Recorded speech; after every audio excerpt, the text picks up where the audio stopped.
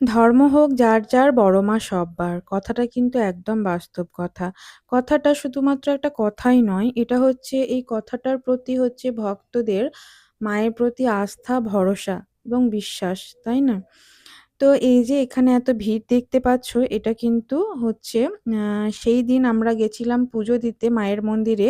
তো গিয়ে আমরা ওখানে জানতে পারি যে আমাদের এখন প্রাক্তন মুখ্যমন্ত্রী মমতা বন্দ্যোপাধ্যায় মন্দির দর্শনে এসেছেন। তো যার জন্য সাধারণ মানুষদের এইভাবে আটকিয়ে রেখে দেওয়া হয়েছিল। মানে মন্দিরে যেতে দেওয়া হচ্ছিল না।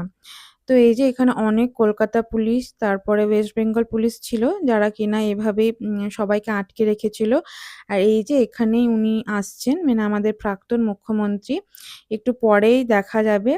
আ তো আমার তো বেশ ভালোই লেগেছিল মন্দির দর্শনে এসে, এনারও দর্শন হয়ে গেছিল। এই যে ইনি হচ্ছেন আমাদের প্রাক্তন মুখ্যমন্ত্রী মমতা বন্দ্যোপাধ্যায়। তো তারপরেই তো সবাইকে ছেড়ে দেওয়া হয়েছিল। তারপর আমরা সোজা চলে এসেছিলাম মন্দিরে।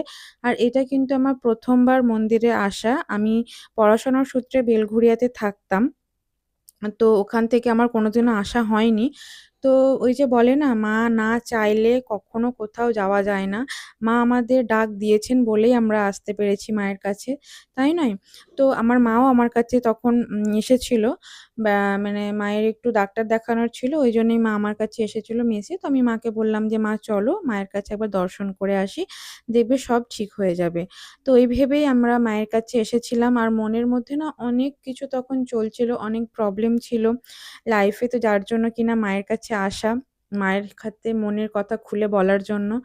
তো মনটা খুব চঞ্চল ছিল, যার জন্য কিনা আমি মানে অস্থির হয়ে যাচ্ছিল যে কখন আমি মায়ের কাছে গিয়ে দেখা করব।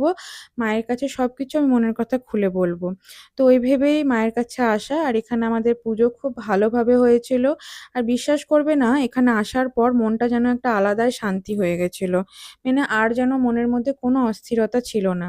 তো আমাদের পুজো দিতে, দিতে প্রায় ৬টা ৭টা বেজে গেছিল।